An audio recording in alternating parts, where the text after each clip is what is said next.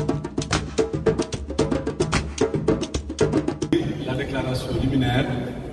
qui sera automatiquement suivie de la lecture des grandes lignes du document que nous avons fait sur instruction du président Macky Sall. Document qui peut être assimilé à un contre-rapport du prétendu rapport de la Cour des comptes. Depuis son accession au pouvoir, le PASTEF semble animé par une seule obsession: noircir le bilan érogé du régime précédent et discréditer le président Macky Sall, son parti et sa gouvernance. Les accusations de maquillage des chiffres soulevées ces derniers temps s'inscrivent parfaitement dans ce sillage de diabolisation systématique. Pour rappel, le 26 septembre 2024, le Premier ministre s'est permis, sans la moindre preuve, d'accuser publiquement le précédent régime de manipulation des comptes publics. Quelques semaines plus tard, en pleine campagne pour les élections législatives, il est allé plus loin en accusant un ancien responsable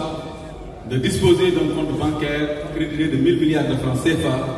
soit 1,5 milliard d'euros. D'ailleurs, depuis lors, on n'entend plus parler de ce fameux compte et le peuple réclame au Premier ministre de nous expliquer où en est-on avec ce fameux compte. C'est donc dans ce climat de suspicion savamment entretenu que le 12 février 2025, le prétendu rapport de la Cour des comptes a commencé à circuler sur les réseaux sociaux. Étrangement, le site officiel de la Cour des comptes a été inaccessible pendant 48 heures, empêchant les citoyens d'en vérifier l'authenticité. Depuis lors, les accusations farfelues se succèdent, accompagnées de menaces répétées du Premier ministre, des membres de son gouvernement et de ses proches, exposant ainsi notre pays au ridicule sur la scène internationale. Lors de notre conférence de presse tenue ici, le 13 février dernier, nous avions démontré que ce rapport, ou ce prétendu rapport, dans sa forme comme dans son fond, était biaisé, partiel, politiquement orienté et probablement rédigé sur commande directe du pouvoir en place. Face à cette tentative de manipulation de l'opinion, l'Alliance pour la République, parti responsable et attaché à la vérité, a pris l'initiative en rapport avec ses alliés, dont nous saluons la présence, et sur instruction du président Macky Sall, de mettre en place un groupe de travail pour produire une réponse solide, argumentée, chiffrée et documentée. Ce document a été produit en réponse au document intitulé Audit du rapport de la situation des finances publiques, gestion 2019 à 2024, et publié le 12 février 2025 par la Cour des comptes de la République du Sénégal. Ce document, qui, comme je l'ai dit tout à l'heure, peut être assimilé à un contre-rapport du prétendu rapport de la Cour des comptes, est rédigé aussi bien en version anglaise, mais aussi en version française, et sera aussi sans doute traduit dans toutes les langues nationales. Ce document comprend 4 parties: le rappel des faits, l'analyse aussi bien de la forme, de la procédure et du fond du prétendu rapport, avant donc de faire une conclusion et d'y annexer les documents que nous avons à notre disposition. Ce contre-rapport sera transmis ainsi aux partenaires bilatéraux et multilatéraux, mais aussi sera mis à la disposition du public et publié sur un site dédié. Au-delà des éléments déjà exposés lors du point de presse du 13 février 2025, je m'en vais alors vous présenter les grandes lignes. Les nouveaux faits contenus dans le rapport qui confirment la supercherie orchestrée avec la complicité active, non pas de la Cour des comptes, mais de la Chambre des affaires budgétaires et financières. Mais avant toute chose, nous tenons à faire quelques précisions sur la production du rapport. Il est important de signaler que la Cour des comptes établit son rapport sur la base de celui présenté par le gouvernement. En réalité, comme d'ailleurs l'a rappelé le premier président de la Cour des comptes, et contrairement à ce que les autres ont voulu faire croire au peuple sénégalais et à l'opinion internationale, la Cour des comptes n'audite pas en l'espèce des comptes publics. mais établit un rapport sur celui présenté par le gouvernement. Dans le cas présent, il convient de signaler que la Chambre des affaires budgétaires et financières n'a point établi le rapport, mais a validé le rapport de l'inspection générale des finances, organe interne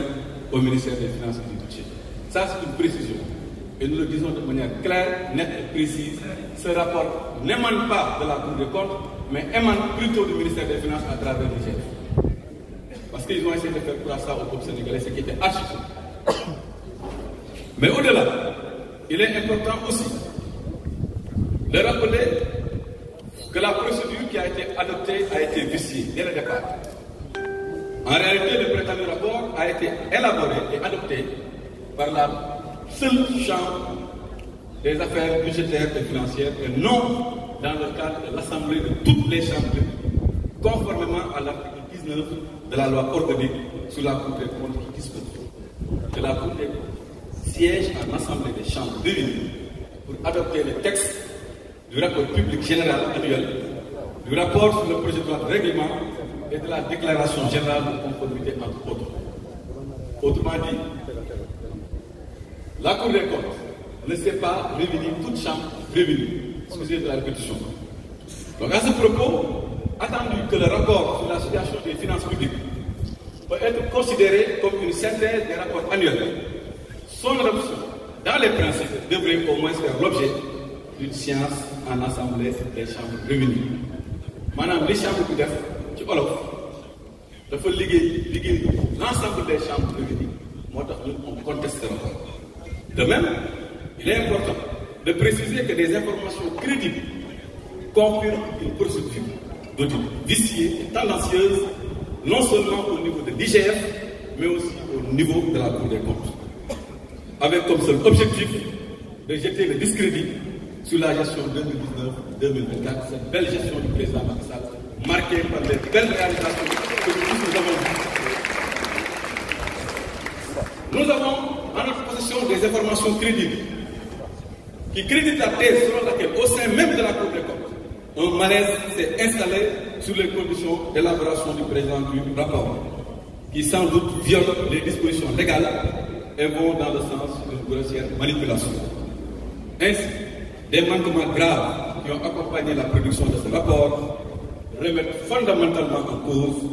son authenticité et sa crédibilité et montrent l'étendue de la supercherie.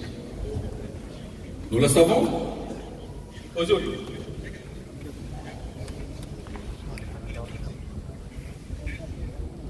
En résumé, à la commande, à l'élaboration jusqu'à la publication de ce prétendu rapport, toutes les normes en matière d'audit des finances publiques ont été violées, ce qui porte atteinte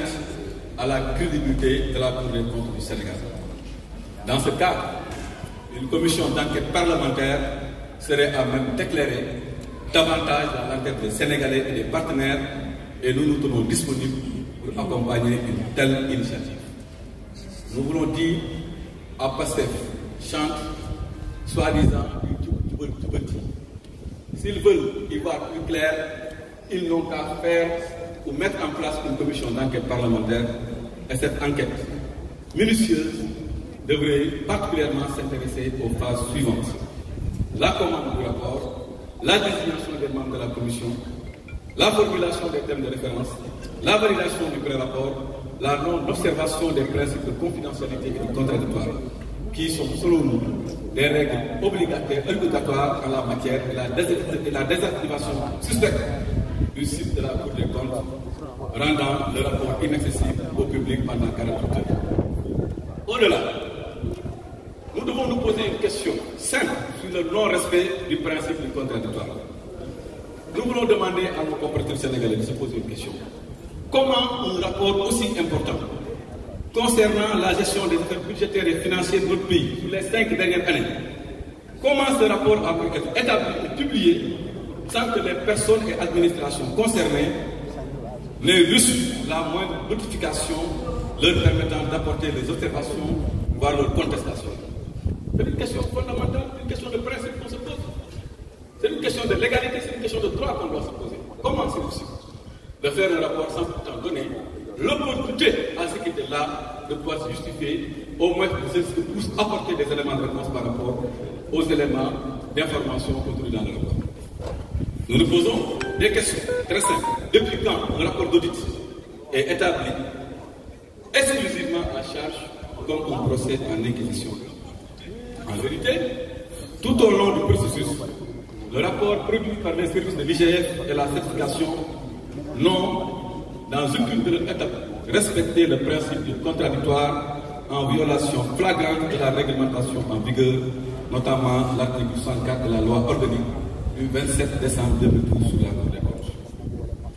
Interpellé à ce sujet, parce que vous allez me dire qu'effectivement le président de la Cour des comptes s'est exprimé à ce sujet, le président de la Cour des comptes a informé que le respect du contradictoire par le ministère des Finances ne relevait pas de ses attributions et incombait aux responsables du ministère. Donc là, nous sommes très clairs, nous n'avons pas de grille particulier par rapport à la Cour des comptes, parce que la Cour des comptes a fait son travail sur le ministère des Finances, mais charge au ministère des Finances de pouvoir donner la parole aux anciens du régime pour qu'ils puissent expliquer et donner leur avis par rapport à ça. Le ministère des Finances, exécutant probablement la commande de PASTEF et de son régime, a refusé délibérément de donner la parole aux anciens ministères du régime, ce qui est contraire à l'esprit de la loi et que nous condamnons et qui nous fait dire que ce rapport de la Cour des comptes n'a aucune crédibilité à nos yeux. Il convient d'attirer d'ailleurs instamment l'attention du Fonds monétaire international et de tous les partenaires sur cette question fondamentale et exiger que le gouvernement du Sénégal y apporte une réponse claire et précise. Par ailleurs, il faut noter que deux versions, nous disons très clairement, deux versions du prétendu rapport circulent depuis lors dans le pays. Nous tous nous l'avons vu. Les gens n'en parlent pas, mais c'est ça la réalité. Sur Internet, nous avons vu deux rapports qui circulent. L'un qui est signé et l'autre qui n'est pas signé. Et nous pensons qu'un rapport signé est plus crédible qu'un rapport qui n'est pas signé. Mais il est important que vous soyez entretenus sur le contenu du rapport qui a été signé. Donc pour dire que dans la version dite provisoire,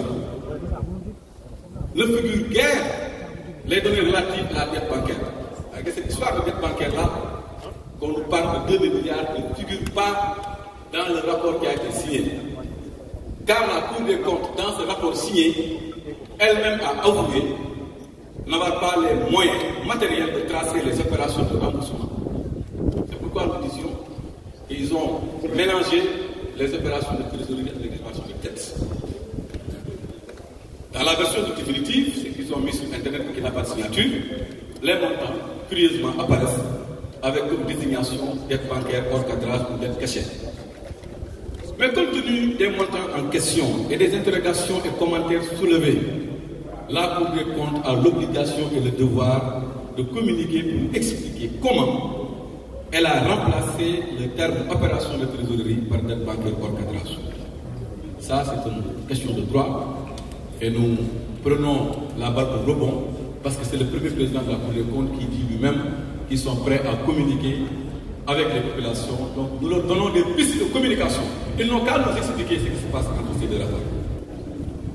Maintenant, à propos de la saisie du Fonds monétaire international par l'APR, parce que vous tous, vous avez vu ces derniers temps, on avait informé que l'APR avait saisi le Fonds monétaire international. Il faut qu'on vous explique le principe. Pourquoi nous avons saisi le Fonds monétaire international? En tant que responsable, notre saisine du Fonds monétaire international, il faut que vous le sachiez, n'avait nullement pour but de salir le gouvernement en place, mais visait plutôt à apporter des réponses rigoureuses, chiffrées et argumentées face à des accusations infondées. Notre objectif en tant que républicain et patriote est de faire en sorte que le Sénégal ne soit pas pénalisé ni placé sous ajustement structurel sur la base de simples déclarations irresponsables des tenants du pouvoir. Les réponses claires, précises, étayées, chiffrées, documentées, fournies par notre parti en rapport avec ses alliés, ainsi que le sérieux de notre démarche vis-à-vis du FMI, ont permis de démontrer que les accusations portées relevaient d'une simple manœuvre politicienne. le sérieux de notre démarche, reconnu par le Fonds monétaire international qui nous a répondu par courrier en date du 28 mars 2025, accusant réception de notre correspondance et acceptant le principe d'une rencontre à une date à fixer ultérieurement. Maintenant, face à l'échec de sa tentative de discréditer notre régime, le Premier ministre s'attaque désormais au Fonds monétaire international, qu'il rend responsable de tous les torts. Pourtant, la coopération entre le Sénégal et le Fonds a toujours été exemplaire. Les pressions, par ailleurs, exercées actuellement contre le Fonds monétaire international, ainsi, afin qu'il renonce à nous rencontrer, renseignent à suffisance sur l'état d'esprit de nos gouvernements. Mais qui a peur d'une rencontre entre nous et les FMI? Qui a peur de cette rencontre? Et pourquoi ils ont peur de cette rencontre? Ils n'ont qu'à nous laisser voir les FMI. Et le FMI sera édifié sur la supercherie, sera édifié sur les mensonges, sur les intoxications portées par ce gouvernement.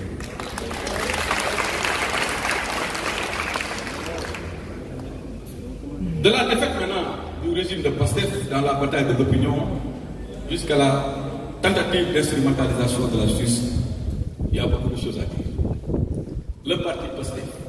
a tenté de mobiliser l'opinion publique autour du prétendu rapport allant jusqu'à lancer un appel à une marche nationale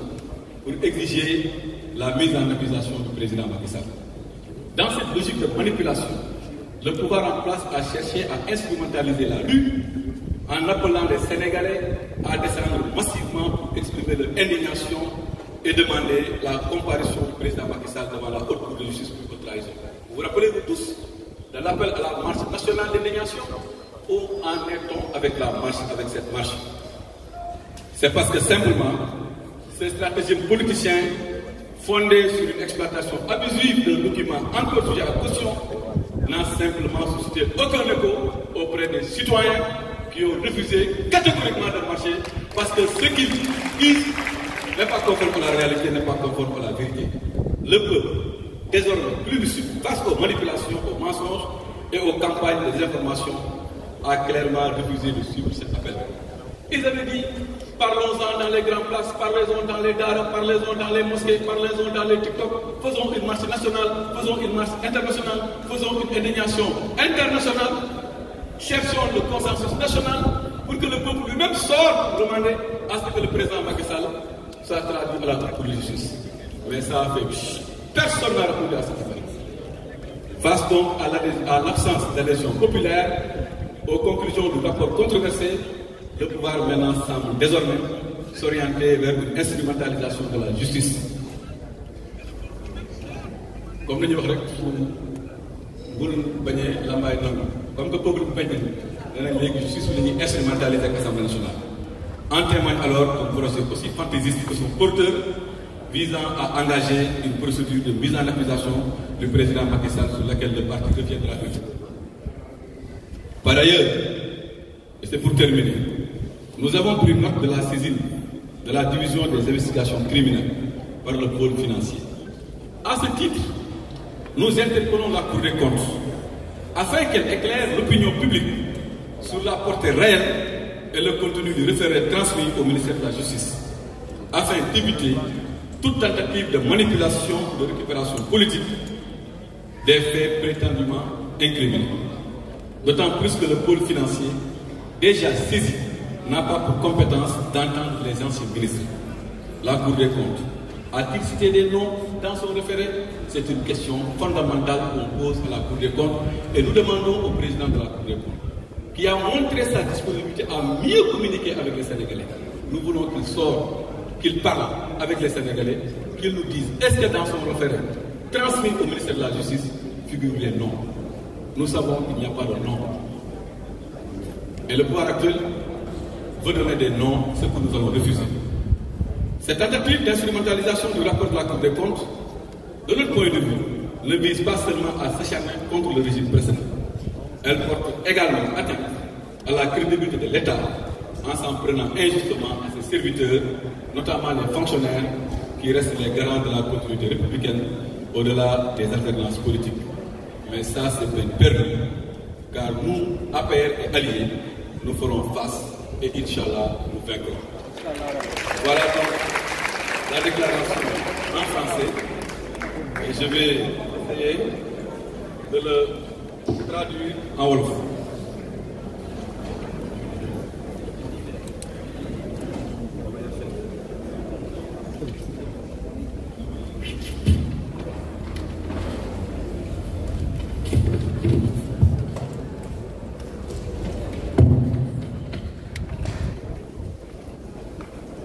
jërëjëf ñu ngi leen di nuyu di leen sant di leen gërëm ci seen teewaay di nuyu di sant di gërëm suñu responsable politique yi nga xam ne ñoo ma cëralee ma jël kàddu gi ci tubaab ak ci olof pour wax ko sénégalais yi mën a xam di nuyu nag di beneen nuyoo suñu camarades yi nga xam ne ay parti allié lañ bokk ak ñun waxtaan bi di profité nag ci occasion bi pour sant ñëpp pour gërëm ñëpp di leeral ne depuis que Pastef nekk au pouvoir ñëpp xam nañ ne amuñu programme amuñu bilan amuñu objectif amuñu solution amuñu ambition amuñu projet amuñu programme benn programme nag la benn mooy taxal nguuru président Macky Sall wax lu ñaaw président Macky Sall pour yàq dara fii ci Sénégal ak ci bitim réew loolu lañ mooy seen programme ñu si ne depuis le 26 septembre 2024 premier ministre dafa génn ne Sénégal dañu falsifié ay chiffres ci 5 ans yi ñu weesu yemu fa ci ab meeting bu mu organisé woon mu taxaw ne moom premier ministre gis na benn compte boo xam ne am na 1000 milliards booba léegi nag waxatu si déggatuñ ko si jël la mbir mi fàtte ko di ko fàttelu waaye di ko fàtte jamais dinañ ko rappeler toujours tant que mu fiy nekk dinañu yeewu dinañ ko laaj am na 1000 milliards yi nga xam ne moom nga xool ba fekk ci compte ndax loolu yëpp politique moo ko waral ci loolu nag si le 12 février 2025 ñu xëy rek ñu génnee ñu benn rapport le rapport bii nag mooy rapport Cour des comptes buy dëggal les premiers ministres waxoon jamonoy campagne ba ci jamonoy politique boobu léegi nag lu nekk dégg nañ ko chaque jour nga dégg accusation bu la gën a ñàkk solo sa morom nga ne bii ku la gën a woye xëy suba teel jox borom keneen la nga waxal nga tuumaal wax loo xam ne amul ci daru président Macky Sall ndax waxoon naa ko keroog li leen naqari mooy président Macky Sall bi yëlëmbee jamono gannaaw bu mu lëmbee Sénégal ci lu baax liggéey ba ñëpp gis ko mu nekk à l'international di liggéey bu am solo saa yu ko gisee télé rek seen xol yi di bon saa yu ko gisee muy def lu baax seen xol yi di gën a bon chaque jour rek ñuy wax waaye lu xale di wax Macky Sall ngay bañ a dégg par la force da nga ko dégg Macky Sall da nga bañ a dégg par la force da nga ko dégg léegi nag président Macky Sall nañ léegi argument yi ngeen joxe woon te conférence de presse ba ne passé doy nañu waaye liñ ci yokk dara leneen na président Macky Sall mu ne argument yi joxe woon doy nañu ndax tey peuple bi xam nañ fa dëgg féete waaye comme ni ko tubaab di waxee les paroles s'envolent mais les écrits restent président Macky Sall mettre en place benn équipe ne équipe bii ma mettre en place dama bëgg ni rapport amee ñoom ñu am fullaay def rapport war ñu jox parole te waxuñu am leen fullaay fayda ngeen bind seen contre rapport def seen benn livre ku mun na def joxuñu parole ñu mettre en place équipe bind livre comme ñoom def ko rapport comme ñoom rapporter la vérité des faits moo tax ñu def livre bii mu tudd finance publique au Sénégal clarification et mise au point. mais lépp leen di ba di ne comme que suñu gars yi dañ leen ko woon ci débat di ne leen carrément ñu débat ñu bañ léegi ñun dañuy bind léegi bind leen tamit tontu ñu loolu mooy dëgg président Macky Sall nag ànd ak ñi mu àndaloon ci gouvernement bi ak allié yi waxtaan ak ñoom ak experts yu mag a mag a mag ak ay fonctionnaires yu nekk ci état bi am na sax ñoo xam ne ba léegi ñu ngi si biir moo jox leen suñu boobu am na ñoo xam ne ba léegi ñu ngi si biir seen état ak seen gouvernement waaye ñoom contribuer nañu si dëkk bii loolu information bi ñu leen di jox léegi nag document bi ñu def ko moom lañ leen di présenté tey waaw loolu nag yàq na clair ndax am nañu nekk ci biir de te kenn du leen dugal ci ay affaire yu caaxaan moo tax ñoom ñëpp dañoo bokk ci liggéey bi ñu def liggéey bi nag liggéey bi nag dinañ ko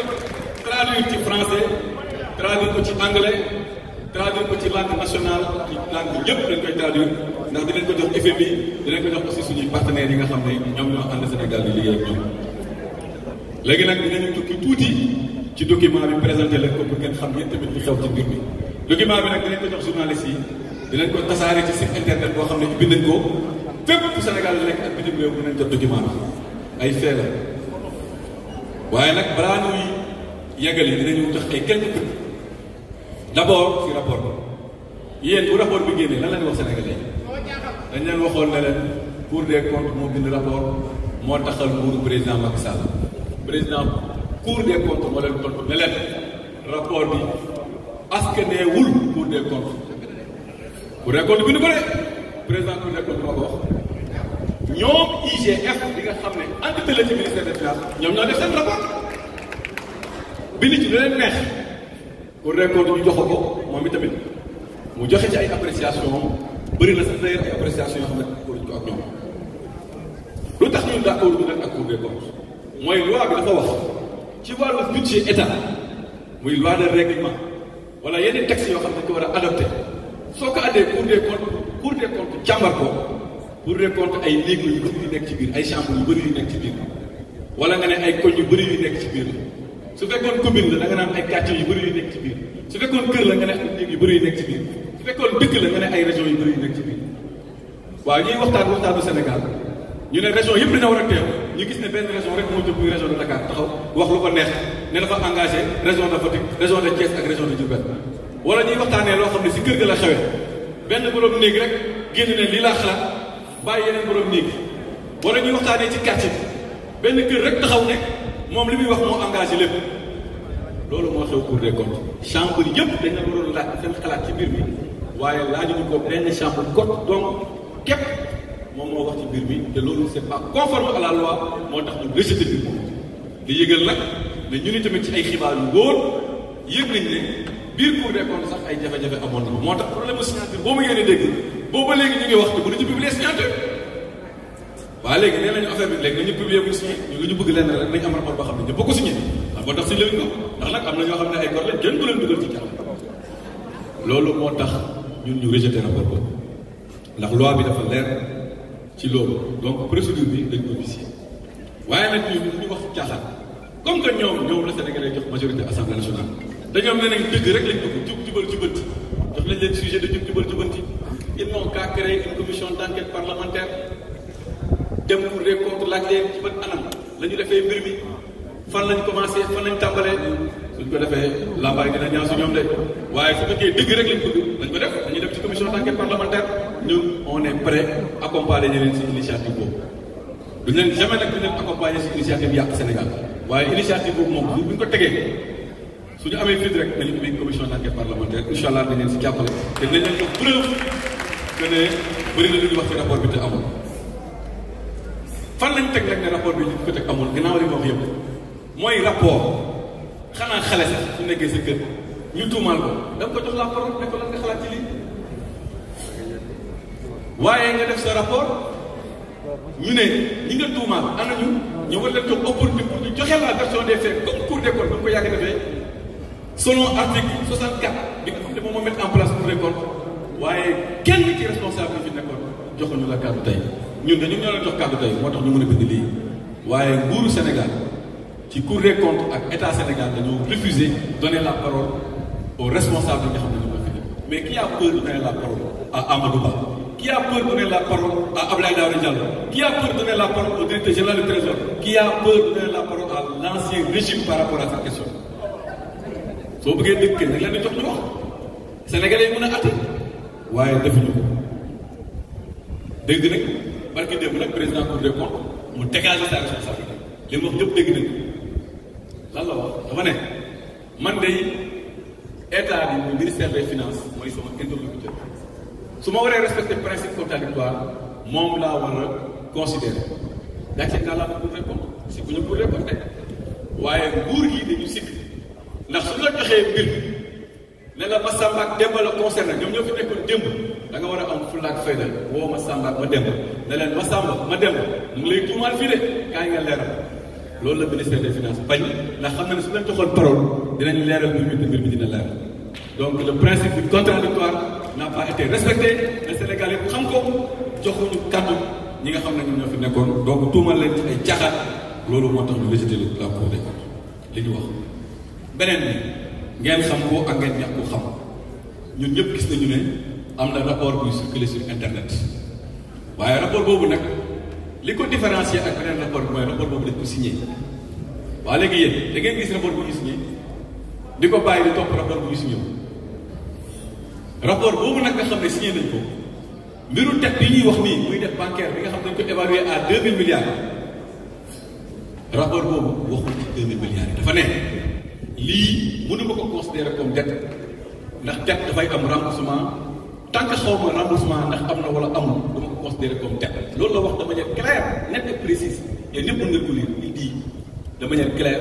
je ne peux pas considérer ces montants dans ce rapport parce que je n'ai aucune idée sur le remboursement donc man jàppee wu ko ñu jékki-jékki beneen rapport bi xaw ma dafa am pression xaw ma dafa am politique ci biir ñu ñëw dugal ko ci moo tax Cour des comptes tamit ñu ngi koy interpellé ci loolu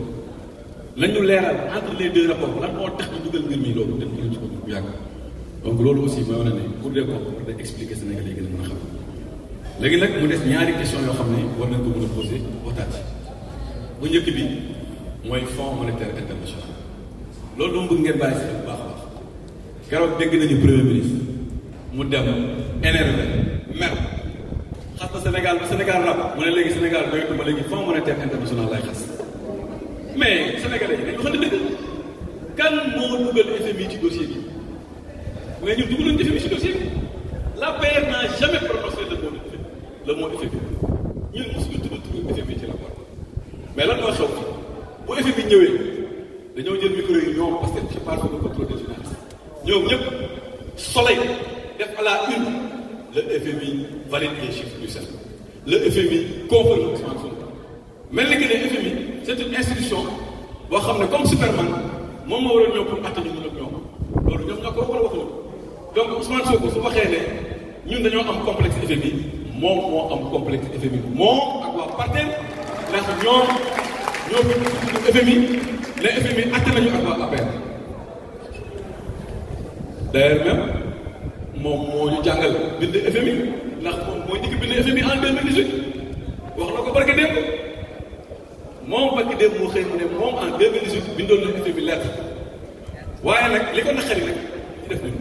mooy moom bi mu bindee FMI en 2018 FMI daf ko ne man faalewuma la tontuwuma la dégluwuma la ñun ñu nekk opposition jël place am ñu bind FMI nañu dinaa leen faale dinaa leen tontu dinaa leen déglu dinaa leen li ngeen bind leer na nañ FMI moo ñu wax loolu ko naqari mais su fekkee xamul ni ñuy waxee FMI ñu jàngal ko ni ñuy waxee FMI FMI xam-xam ngay waxee moom doo waxee moom ci ay càkket ci ay lu amul ci ay wax yoo xam ne waxu nax sa xëllëg la FMI xam-xam chiffre document ngay waxee ak moom te noonu lañu waxee FMI moo tax soo xoolee document bi ñu def bind nañu leer ñu bind FMI yéen ñëpp ngeen am ko tey pour la première fois da ngeen xam ne lan lañ bindoon FMI FMI ñun xam nañ pression yi ñuy def FMI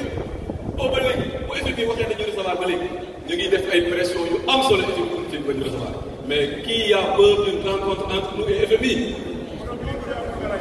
qui a peur de cette rencontre entre nous et FMI ku bëggul ñu rencontrer FMI moo tax ñuy manipuler dégg naa ba ki dégg ñu ne FMI mosul wax na ñu recevoir moo tax ñun dañuy publier officiellement la lettre de FMI mu ngi nii képp ku doon métti ndax FMI recevoir la wala recevoir on brandit la lettre de FMI FMI signature la def gis ngeen ko signature def nañ ko ci rapport bi waa léegi ñun est-ce que mën nañ trafiquer ay signature yu FMI le FMI dit en résumé ceci les points que vous soulevez dans ce courrier et sur lesquels vous souhaitez échanger avec nous ont été bien notés maanaam li ngeen wax noté nañ ko bu baax a baax mu ne représentant bi ne je suis disponible pour en discuter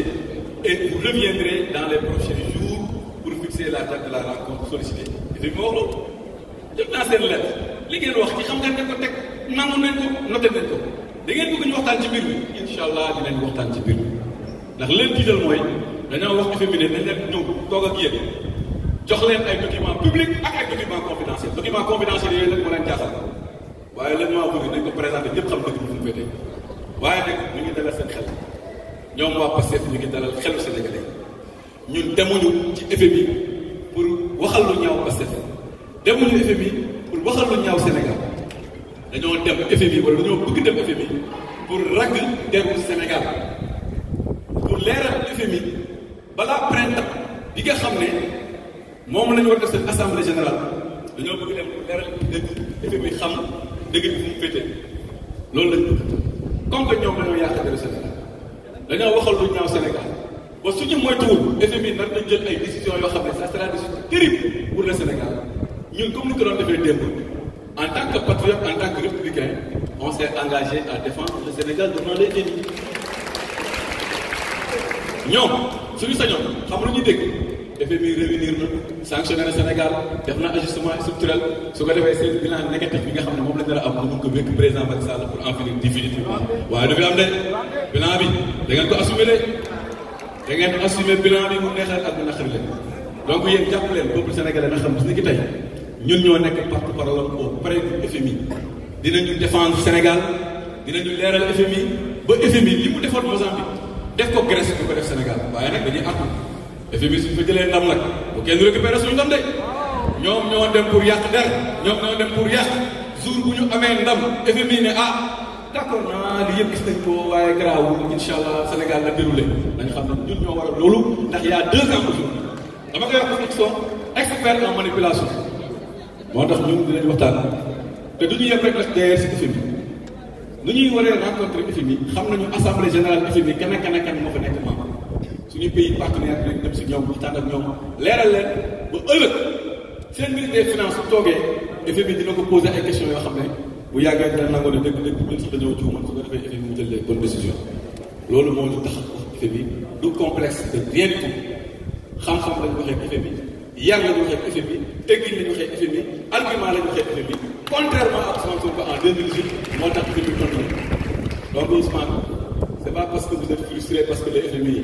ne vous avez même pas donné un accusé de réception que aujourd'hui ngay wëlbati ko tey ñu sànni xeer wala ñu xas ñun ñoo xam ne ñuy wax ak FMI soo bëggee ñëw jàngal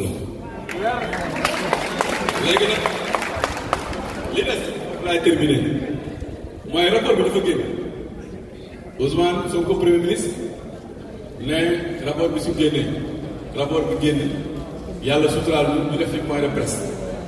peuple sénégalais yëpp nangu si suñu taxawaay ne déglu nañ leen li ngeen wax dégg nañ ko argument yi dugg na suñu nopp yéen ngeen dégg leen ñoom yéen lépp lu ngeen seet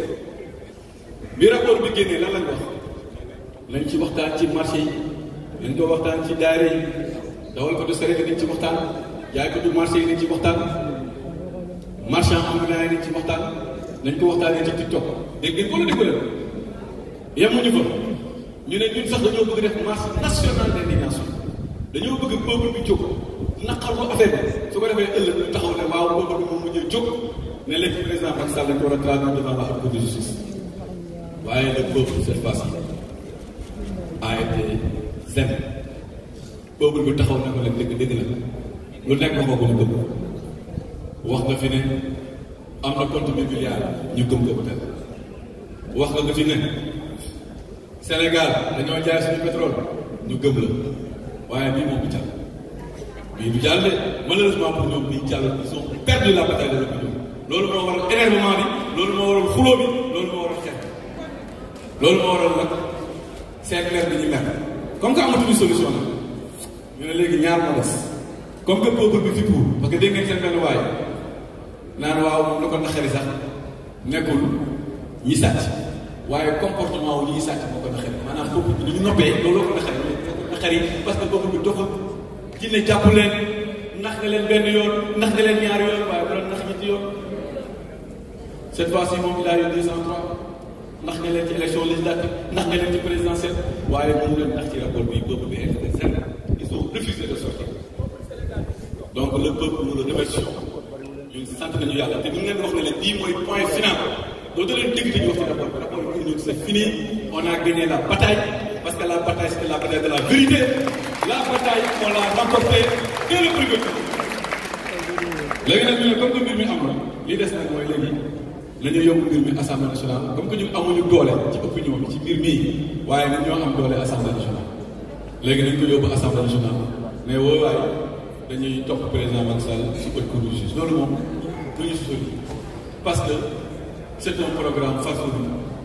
dirigé par un député farfelu membre d'une assemblée décidément farfelu donc loolu amul bopp amul genn luñ ko mën yemuñu fa ñu ne dañu instrumentaliser la justice foofu nag ñu ngi interpellé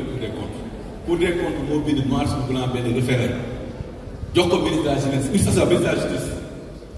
ne ko damaa bëgg nga def lii comme que dëkk bi instrumentalisation daf ci bëri Cour des comptes monsieur le président de la Cour des comptes nous vous avons entendu dégg nañ ne la dernière fois nga ne da ngaa bëgg communiquer Sénégalais yi gën a xam Cour des comptes vous avez une occasion unique pour communiquer avec les Sénégalais. Monsieur le Président, def nga un référendum damaa bëgg suba wala gannaaw suba nga def conférence de presse nga jox lu contenu du référendum lan moo nekk ci biir ndax yow tudd nga tur wala fee yi nga tudd yan feer dañ ko xam parce que lu ñuy bañ mooy léegi-léegi nga gis ñu génn commencé topp ay nit soo leen laajee ñu ne wala topp ñu kenn Cour des comptes moo topp Cour des comptes une institution indépendante donc président de la Cour balaa werante boobu du fi am génneel nga ko ngay topp ndax yéen sa rapport tuddoo ci tur waxoo ci fee ku ñuy incriminé ñu dégg ne am na référé lan moo leen leer nii lan moo leen leer nii référé bi c'est pour dire tout est gongo jël poursuite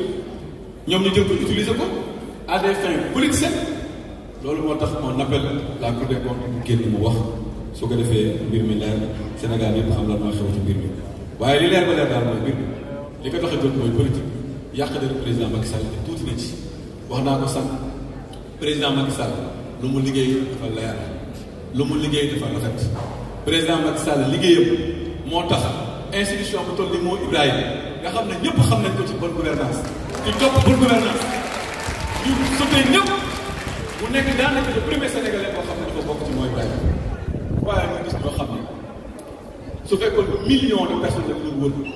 ñu war a bokk ci moo Ibrahima ñoom bu ñu leen choisir tey soo doon topp su fekkoon moo Ibrahima nga ay 100 personnalités ay 50 personnalités mais su fekkoon moo Ibrahima 1 million de personnes lañu ñi fi nekk sax du ci bopp ñeneen réew la ñuy jël wala ñeneen ñi ñuy jël seen xol yi ñu ko ñu ne léegi nañ ko tàkkal nañu yàq deram tuuti nañu si yàq deram président Macky Sall mënuñu ko te xamuñ ko président Macky Sall liggéey def liggéey bu rafet liggéey bu baax sénégalais yi gis ko liggéeyam jeex mu nekk ci beneen mission àdduna soxla ko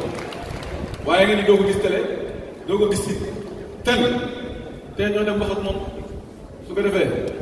léeg-léeg wax ak gars yi naan waaw xanaa da ngeen fàtte sama gars yi la nekk ci réew mi ngir yàlla wala leen ci affaire yi ñoom léeg-léeg ñu rencontré leen wax ak ñoom mais nga nekk fii comme ni ko xale bi di waxee rek Mali gi nekk Gabon Sierra Leone foofu ngay yem loolu taxul mbir mi sénégalais yi nañu taxaw farlu taxaw ñoom nee nañ ay balayeur lañu sénégalais yëpp ñu jóg incha allah avant 2029 nous allons balayer les balayeurs. Les balayeurs seront balayés Inch'Allah avant 2029. Je vous remercie. léegi nag dinañu terminer par fàttaliku suñuy camarades yi nga xam ne ñoom la ñu jàpp ñu nekk ci kaso bi muy Farba Ngom di Tahirou Sarr di Ablaye Ndiaye di le grand Abdou Nguer résistant ñu koy bàyyi xel bu baax di ko féliciter di ko encourager waaye Assane Diouf aussi fàttewuñ ko Lat Diop notre camarade moom tamit fàttewuñ ko waaye nag di fàttaliku les prisonniers à ciel ouvert les 30 000 licenciés du Sénégal ñooñu mooy ñi Ousmane Sonko tëj ci kaso bi te yóbbuñ leen kaso mooy c'est les prisonniers à 30 000 licenciés. Assane Diouf aussi ñu ngi koy fàttaliku di fàttaliku aussi les 312 policiers remerciés nga xam ne ak Samuel Sarr les 312 policiers remerciés foofu laay terminer ak lépp lu ñu def ci réew mi lan lañ leen di fayee naan ay marchands ambulants la ñu woon ak ay taxalu kàttan ñu jàppee ñu loolu ay nit ñu am fulla ak ñu fay la leen jàppee ñu ngi bàyyi xel aussi suñu frère Samuel Sarr di wax ne Sénégal mu ngi nii on va porter la résistance on sera prêt et on fera face à pouvoir de Pastef su ko defee ñu gaaw koy jógee ndax bu fi nekkee ba léegi dara doxul réew mi ngeen gi dellu ginnaaw Sénégal ak gën a sonn ñu ngi leen di ñaax nag au lieu ñu continuer li ñuy def nañu gëstu béykat yi nañu gëstu ñi nga xam ne aussi fayeekuñu bourse de sécurité familiale loolu moo gën caaxaan yi nga xam ne moo la ñu nekkee loolu moo nekkoon message bi maa leen di sant leen gërëm sa